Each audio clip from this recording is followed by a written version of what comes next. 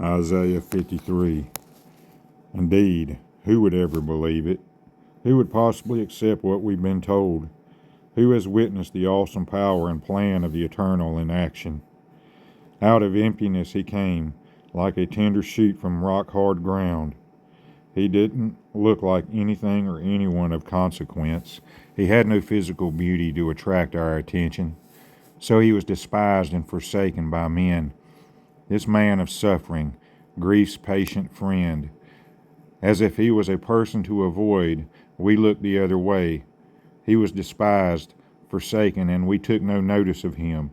Yet it was our suffering he carried, our pain and distress, our stick-to-the-soulness. We just figured that God had rejected him, that God was the reason he hurt so badly. But he was hurt because of us. He suffered so. Our wrongdoing wounded and crushed him. He endured the breaking that made us whole. The injuries he suffered became our healing. We all have wandered off like shepherdless sheep, scattered by our aimless striving and endless pursuits. The Eternal One laid on him, this silent sufferer, the sins of us all, and in the face of such oppression and suffering, silence. Not a word of protest, not a finger raised to stop it. Like a sheep to the shearing, like a lamb to be slaughtered, he went, oh so quietly, oh so willingly. Oppressed and condemned, he was taken away from this generation. Who was there to complain? Who was there to cry, foul?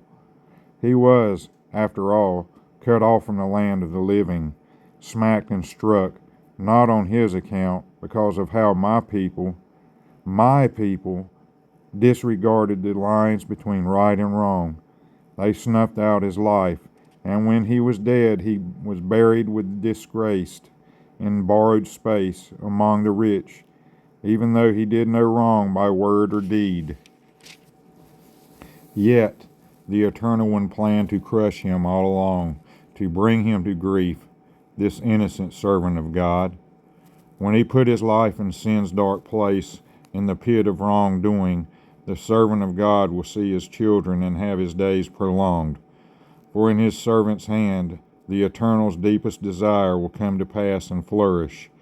As a result of the trials and troubles that rack his soul, God's servant will see light and be content because he knows, really understands what it's about.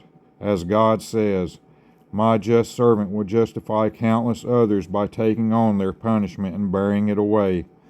Because he exposed his very self, laid bare his soul to the vicious grasping of death, and was counted among the worst, I will count him among the best. I will allow this one, my servant, a share in all that is of any value, because he took on himself the sin of many, and acted on my behalf of those who broke my law.